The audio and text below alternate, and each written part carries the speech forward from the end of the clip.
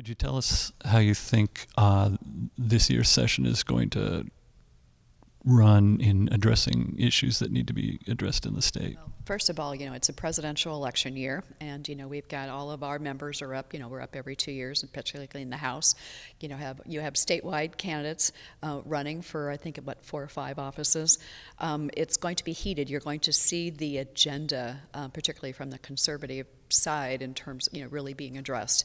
The speaker today mentioned abortion. The applause at the gun rights. So those are obviously what drives their campaigns, and so those are the two I believe that we will definitely be addressing. So what do you think? Also, the speaker in his remarks said that he would basically move all of the ethics campaign finance bills, at least to be addressed in committee. Do you have hopes for any kind of ethics campaign finance reform? No, I don't have any. You want me to be honest? I'm going to say no. I mean, yes, we're all aware that the speaker wants to fast track an ethics bill. To me, I think it's all PR. Because what we know, what the majority of Missourians want, again, is campaign contributions. Limits on those. Back when I first ran in 2008, we did have campaign contributions, and of course the legislature decided to repeal them to allow donors, particularly our $1 million donors, to be able to buy candidates. In the Conservative Party, they're all for that. They do not want to limit their $1 million contributions. So again, you're talking about what the people wants versus what the conservatives think that they need to keep to win. And so I don't have much hope in terms of what ethics bill actually comes out of the House, moves over to the Senate, or even gets to the governor's desk, that it's actually going to address the problems that people believe and people want.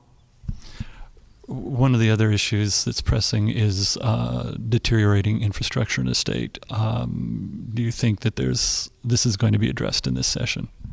Again, honestly, no. Now you're talking something I'm not, an expert on, but this is not a new issue. We've been seeing, our highways, deteriorate. We've been seeing, the need for at least some type of serious funding, some type of serious, alternate transportation, in terms of, high-speed trains. All kinds of stuff has been around since I was first elected. But hopefully, perhaps with the, the flooding issues in terms of, certain districts needing some, dire emergency infrastructure, funds at least to repair the roads that we already have. Perhaps that will be a driving force.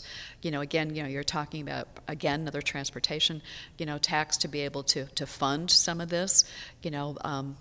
Like our minority leader said today, it's the priorities. Where does the speaker and President Pro Tem want to spend money from the budget?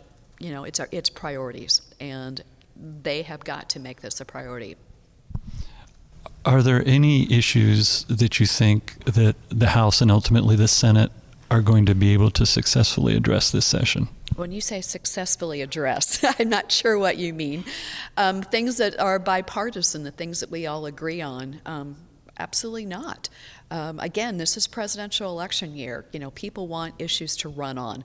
You've got Senator Schaefer, who actually, is budget chair in the Senate, driving a lot of this, particularly in terms of, gun legislation, in terms of, more abortion restrictions. This is all about politics. This is all about, his own campaign agenda. And then, of course, you've got people in the House that are following that believe that that's what you have to deal with in order to be successfully elected. I want to remind people, though, right now, we do have a Democratic governor who's been, reelected twice. The majority of our statewide are also progressive Democrats. The majority of the votes in the state do come from our metropolitan areas, not outstate. So there's that misguided fear that you have to run as an extreme conservative to be able to win, which is not reality.